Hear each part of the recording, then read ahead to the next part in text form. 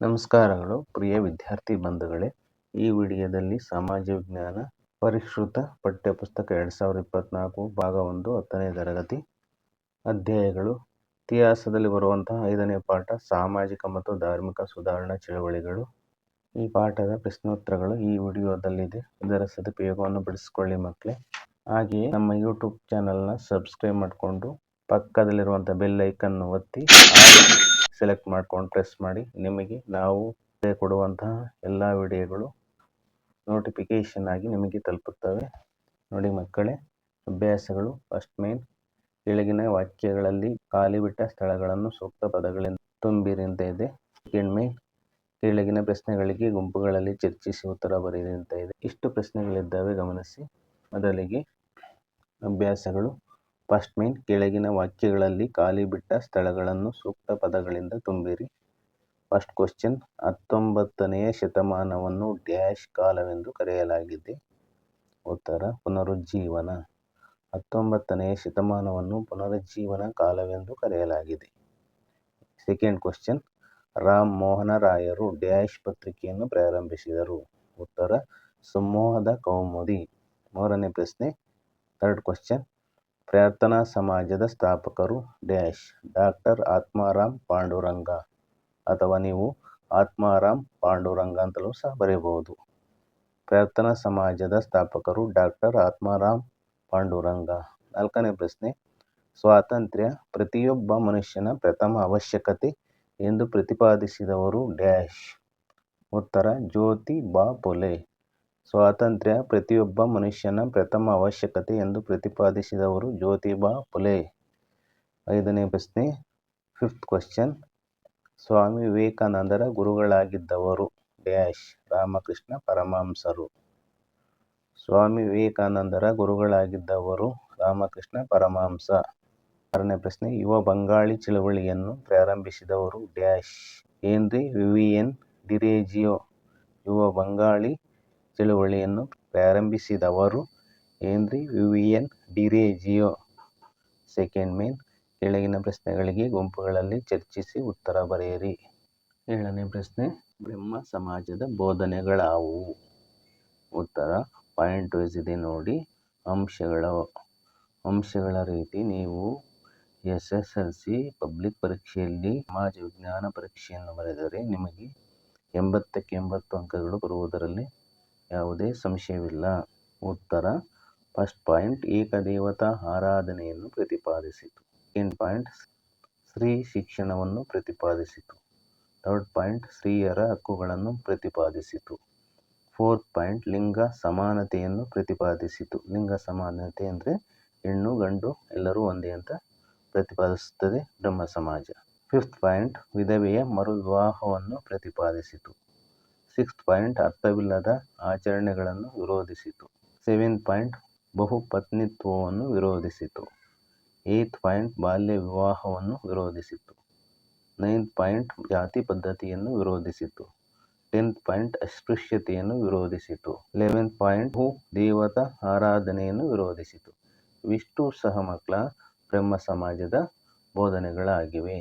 8ನೇ ಪ್ರಶ್ನೆ, ದಯಾನಂದ ಸರಸ್ವತಿಯವರ ವೇದಗಳಿಗೆ ಹಿಂದಿರುಗಿ ಎನ್ನುವ ಘೋಷಣೆಗಳನ್ನು ವಿಶ್ಲೇಷಿಸಿ. ಕಮ್ ಬ್ಯಾಕ್ ಟು ವೇದಾಸ್ ಅಂತ ಅರ್ಥ. ವೇದಗಳಿಗೆ ಹಿಂದಿರುಗಿ ಅಂದರೆ ಉತ್ತರ, ಮೊದಲನೇ ಅಂಶ, ತಮ್ಮ ಆಲೋಚನಾ ಕ್ರಮವನ್ನು ಸತ್ಯಾರ್ಥ ಪ್ರಕಾಶ ಎಂಬ ಗ್ರಂಥದಲ್ಲಿ ವ್ಯಕ್ತಪಡಿಸಿದ್ದಾರೆ. ಎರಡನೇ ಅಂಶ, ಆಧುನಿಕ ಭಾರತದ ಸಮಸ್ಯೆಗಳಿಗೆ ಪರಿಹಾರಗಳು ವೇದಗಳಲ್ಲಿವೆ. ಮೂರನೇ ಅಂಶ, ವೇದಗಳಿಗೆ ಮರಳಿ ಕಮ್ ಬ್ಯಾಕ್ ಟು ವೇದಾಸ್ ಎಂದು ಕರೆ ನೀಡಿದರು. ನಾಲ್ಕನೇ ಅಂಶ, ವೇದಗಳು ಮಾತ್ರ ಪ್ರಮಾಣೀಕೃತ ಎಂಬುದನ್ನು ಸಾರಿದರು. 9ನೇ ಪ್ರಶ್ನೆ, 9th ಕ್ವಶನ್, ಸತ್ಯಶೋಧಕ ಸಮಾಜವು ಪ್ರತಿಪಾದಿಸಿದ ಸುಧಾರಣೆಗಳಾವುವು? ಉತ್ತರ, ಪಾಯಿಂಟ್ ವೈಸ್ ಇದೆ ನೋಡಿ ಮಕ್ಕಳ. ಫಸ್ಟ್ ಪಾಯಿಂಟ್, ಮಹಾತ್ಮ ಜ್ಯೋತಿಬಾ ಫುಲೆಯವರು ಸ್ಥಾಪಿಸಿದರು. ಸೆಕೆಂಡ್ ಪಾಯಿಂಟ್, ಸತ್ಯಶೋಧಕ ಸಮಾಜವು ಪಾನ ನಿಷೇಧವನ್ನು ಒತ್ತಾಯಿಸಿತು. ಥರ್ಡ್ ಪಾಯಿಂಟ್, ಸ್ತ್ರೀ ಪುರುಷರ ಅಸಮಾನತೆ, ಮಾನವ ಹಕ್ಕುಗಳ ನಿರಾಕರಣೆ, ಜನರನ್ನು ಶೋಷಿಸುವುದು, ಅಸ್ಪೃಶ್ಯತಾ ಆಚರಣೆಗಳನ್ನು ವ್ಯಾಪಕವಾಗಿ ವಿರೋಧಿಸಿತು. ಫೋರ್ತ್ ಪಾಯಿಂಟ್, ಸಾಮಾಜಿಕ ನ್ಯಾಯಕ್ಕಾಗಿ ಚಳವಳಿಯನ್ನು ನಡೆಸಿತು. ಫಿಫ್ತ್ ಪಾಯಿಂಟ್, ವಿದ್ಯಾರ್ಥಿನಿಯರ ಶಿಕ್ಷಣಕ್ಕಾಗಿ ಶಾಲೆಗಳನ್ನು ತೆರೆಯಲಾಯಿತು. ಸಿಕ್ಸ್ತ್ ಪಾಯಿಂಟ್, ಶೂದ್ರರು ಅನುಭವಿಸುತ್ತಿದ್ದ ಗುಲಾಮಗಿರಿಯನ್ನು ಹಾಗೂ ಅದಕ್ಕೆ ಕಾರಣರಾದವರನ್ನು ಉಗ್ರವಾಗಿ ಖಂಡಿಸಿತು. 7th ಪಾಯಿಂಟ್, ಸಮಾಜದ ವ್ಯವಸ್ಥೆಯ ಸುಧಾರಣೆಗಾಗಿ ಉಚಿತ ಮತ್ತು ಕಡ್ಡಾಯ ಶಿಕ್ಷಣವನ್ನು ಪ್ರತಿಪಾದಿಸಿತು. 8th ಪಾಯಿಂಟ್, ಮಹಿಳಾ ಶಿಕ್ಷಣ ಹಾಗೂ ಹೆಣ್ಣುಮಕ್ಕಳಿಗೆ ವಸತಿ ನಿಲಯಗಳನ್ನು ಸ್ಥಾಪಿಸಲಾಯಿತು. 9th ಪಾಯಿಂಟ್, ಜ್ಯೋತಿಬಾ ಫುಲೆಯವರ ಪತ್ನಿ ಸಾವಿತ್ರಿಬಾಯಿ ಫುಲೆಯವರು ಸತ್ಯಶೋಧಕ ಸಮಾಜದ ಒತ್ತಾಸೆಯಾಗಿದ್ದರು. 10ನೇ ಪ್ರಶ್ನೆ, ಅಲಿಘರ್ ಚಳವಳಿಯ ಉದ್ದೇಶಗಳನ್ನು ವಿಶ್ಲೇಷಿಸಿ. ಅಲಿಘರ್ ಚಳವಳಿಯ ಉದ್ದೇಶಗಳನ್ನು ನೀವು ಅನಾಲಿಸಿಸ್ ಮಾಡಬೇಕು. ಅಲಿಘರ್ ಚಳವಳಿಯ ಅಬ್ಜೆಕ್ಟಿವ್ಸ್ ಏನು ಅನ್ನೋದನ್ನ ನೀವು ವಿಶ್ಲೇಷಣೆ ಮಾಡಬೇಕು. ಉತ್ತರವೆಲ್ಲವೂ ಸಹ ಪಾಯಿಂಟ್ ವೈಸ್ ಇದೆ. First point, sir Syed Ahmad ಖಾನರು ಸ್ಥಾಪಿಸಿದರು. ಸೆಕೆಂಡ್ ಪಾಯಿಂಟ್, ಕುರಾನ್ ಗ್ರಂಥವು ಮಾತ್ರ ಪ್ರಮಾಣೀಕೃತ. ಥರ್ಡ್ ಪಾಯಿಂಟ್, ಕಾಲ ಬದಲಾದಂತೆ ಧರ್ಮವನ್ನು ಅರ್ಥೈಸಿಕೊಳ್ಳುವ ಮತ್ತು ಪರಿಭಾವಿಸುವ ರೀತಿಯು ಬದಲಾಗಬೇಕು. ಫೋರ್ತ್ ಪಾಯಿಂಟ್, ಸಂಪ್ರದಾಯ ಮೌಢ್ಯಗಳು ಅಜ್ಞಾನ ಅವೈಜ್ಞಾನಿಕ ಮನೋಧರ್ಮದ ವಿರುದ್ಧ ಹೋರಾಡಿದರು. ಫಿಫ್ತ್ ಪಾಯಿಂಟ್, ತೆರೆದ ಮನಸ್ಸು ಇಲ್ಲದಿದ್ದರೆ ಯಾವ ಸಾಮಾಜಿಕ ಮತ್ತು ಇದನ್ನು ಇಂಗ್ಲಿಷಲ್ಲಿ ಹ್ಯಾಂಡ್ ಸಿಂಬಲ್ ಆಗಿ ಬಳಸ್ತಾರೆ ಮತ್ತು ಬೌದ್ಧಿಕ ಪ್ರಗತಿ ಸಾಧ್ಯವಿಲ್ಲ ಎಂದರು. ಸಿಕ್ಸ್ತ್ ಪಾಯಿಂಟ್, ಪರದಾ ಪದ್ಧತಿಯನ್ನು ಬೆಂಬಲಿಸಲಿಲ್ಲ. ಮುಸ್ಲಿಮರಲ್ಲಿದ್ದಂಥ ಪರದಾ ಪದ್ಧತಿ, ಘೋಷ ಪದ್ಧತಿ ಅಂತಲೂ ಸಹ ಇದನ್ನು ಕರೀತಾರೆ. ಪರದಾ ಪದ್ಧತಿಯನ್ನು ಬೆಂಬಲಿಸಲಿಲ್ಲ. ಸೆವೆಂತ್ ಪಾಯಿಂಟ್, ಮುಸ್ಲಿಂ ಹೆಣ್ಣು ಮಕ್ಕಳು ವಿದ್ಯಾವಂತರಾಗಬೇಕು ಎಂದು ಸಾರಿದರು. 8th ಪಾಯಿಂಟ್, ಬಹುಪತ್ನಿತ್ವ ಪದ್ಧತಿಯನ್ನು ವಿರೋಧಿಸಿದರು. 9th ಪಾಯಿಂಟ್, ಮಹಮ್ಮದನ್ ಆಂಗ್ಲೋ ಓರಿಯೆಂಟಲ್ ಕಾಲೇಜನ್ನು ಅಲಿಘರ್ನಲ್ಲಿ ಸ್ಥಾಪಿಸಿದರು. 10th ಪಾಯಿಂಟ್, ಈ ಸಂಸ್ಥೆಯ ಮುಂದೆ ಅಲಿಘರ್ ಮುಸ್ಲಿಂ ವಿಶ್ವವಿದ್ಯಾಲಯವೂ ಆಯಿತು. 11th ಕ್ವೆಶ್ಚನ್, 11ನೇ ಪ್ರಶ್ನೆ ಮಕ್ಕಳೇ, ರಾಮಕೃಷ್ಣ ಮಿಷನ್ನ ದೃಷ್ಟಿಕೋನವನ್ನು ವಿವರಿಸಿ. ಉತ್ತರ ಪಾಯಿಂಟ್ ವೈಸ್ ಇದೆ ನೋಡಿ, ಇದು ಸಹ. ಫಸ್ಟ್ ಪಾಯಿಂಟ್, ರಾಮಕೃಷ್ಣ ಪರಮಹಂಸರ ಚಿಂತನೆ ಮತ್ತು ಆಶಯಗಳನ್ನು ಜನರಿಗೆ ತಲುಪಿಸುವುದು. ಸೆಕೆಂಡ್ ಪಾಯಿಂಟ್, ಧ್ಯಾನ ಮತ್ತು ಭಕ್ತಿಯ ಮೂಲಕ ಆಧ್ಯಾತ್ಮಿಕ ಮುಕ್ತಿಯನ್ನು ಪಡೆಯಬಹುದು. ಥರ್ಡ್ ಪಾಯಿಂಟ್, ಎಲ್ಲ ಧರ್ಮಗಳ ಆಶಯವೂ ಇದೆ. ಫೋರ್ತ್ ಪಾಯಿಂಟ್, ದೇವರನ್ನು ಮತ್ತು ಮುಕ್ತಿಯನ್ನು ತಲುಪಲು ಅನೇಕ ಮಾರ್ಗಗಳಿವೆ ಎಂದು ನಂಬಿದ್ದರು. ಫಿಫ್ತ್ ಪಾಯಿಂಟ್, ಇವರು ಮೂರ್ತಿ ಪೂಜೆ ಅವಶ್ಯಕ ಎಂದರು. ಸಿಕ್ಸ್ತ್ ಪಾಯಿಂಟ್, ಭಾರತದ ದಾರ್ಶನಿಕತೆಯ ವಿವಿಧ ದೃಷ್ಟಿಕೋನಗಳನ್ನು ಆಳವಾಗಿ ಅಧ್ಯಯನ ಮಾಡಿ ಭಾರತೀಯರಿಗೆ ತಿಳಿಸುವ ಪ್ರಯತ್ನ ಮಾಡಿದರು. ಸೆವೆಂತ್ ಪಾಯಿಂಟ್, ಜಾತಿರಹಿತ ಸಮಾಜ ವ್ಯವಸ್ಥೆ ಅವರ ಪ್ರಯತ್ನವಾಗಿತ್ತು. ಏತ್ ಪಾಯಿಂಟ್, ಯಾರ ಆತ್ಮ ಬಡವರಿಗಾಗಿಯೇ ಮಿಡಿಯುವುದು ಅವನೇ ಮಹಾತ್ಮ, ಇಲ್ಲದಿದ್ದರೆ ಅವನು ದುರಾತ್ಮ. ನೈನ್ತ್ ಪಾಯಿಂಟ್, ಅವರು ಜಾತೀಯತೆ ಮತ್ತು ಅಸ್ಪೃಶ್ಯತೆಯನ್ನು ವಿರೋಧಿಸಿದರು. 12th ಕ್ವೆಶ್ಚನ್, ಅನಿ ಬೆಸೆಂಟರ ಸುಧಾರಣಾ ಕ್ರಮಗಳಾವುವು? ಉತ್ತರ ಪಾಯಿಂಟ್ ವೈಸ್ ಇದೆ, ಇದು ಸಹ. ಫಸ್ಟ್ ಪಾಯಿಂಟ್, ಅನಿ ಬೆಸೆಂಟ್ ಐರ್ಲೆಂಡ್ ದೇಶದ ಮಹಿಳೆ. ಸೆಕೆಂಡ್ ಪಾಯಿಂಟ್, ಥಿಯೋಸೋಫಿಕಲ್ ಸೊಸೈಟಿಯ ಕಾರ್ಯಚಟುವಟಿಕೆಗಳನ್ನು ಭಾರತದಲ್ಲಿ ಆರಂಭಿಸಿ ನವಚೈತನ್ಯ ನೀಡಿದರು. ಥರ್ಡ್ ಪಾಯಿಂಟ್, ಉಪನ್ಯಾಸಗಳ ಮೂಲಕ ಭಾರತೀಯ ಸಂಸ್ಕೃತಿಯ ಬಗ್ಗೆ ಅಭಿಮಾನ ಬಿತ್ತಿದರು. ಫೋರ್ತ್ ಪಾಯಿಂಟ್, ಸಮಾಜದಲ್ಲಿ ಸಮಾನತೆಯ ಮತ್ತು ವಿಶ್ವ ಸಹೋದರತೆಯನ್ನು ವೃದ್ಧಿಸುವುದು. ಫಿಫ್ತ್ ಪಾಯಿಂಟ್, ಇವರು ಸ್ವಾತಂತ್ರ್ಯ ಚಳವಳಿಯನ್ನು ವ್ಯಾಪಕವಾಗಿ ಬೆಂಬಲಿಸಿದರು. ಸಿಕ್ಸ್ತ್ ಪಾಯಿಂಟ್, ನ್ಯೂ ಇಂಡಿಯಾ ಎಂಬ ಪತ್ರಿಕೆಯನ್ನು ಪ್ರಾರಂಭಿಸಿದರು.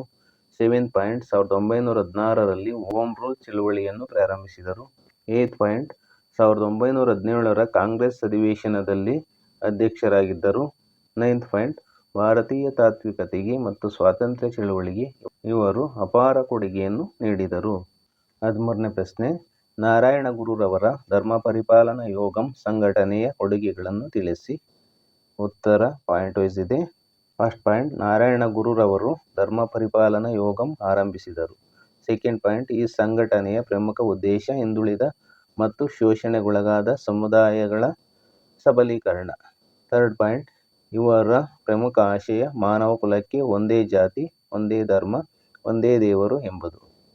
ಫೋರ್ತ್ ಪಾಯಿಂಟ್, ನಾರಾಯಣ ಗುರು ಮತ್ತು ಅವರ ಒಡನಾಡಿಗಳಾದ ಡಾಕ್ಟರ್ ಫಲ್ಪು ಮತ್ತು ಕುಮಾರನ್ ಹಾಸನ್ ರವರು ಚಳವಳಿಯನ್ನು ಮುನ್ನಡೆಸಿದರು.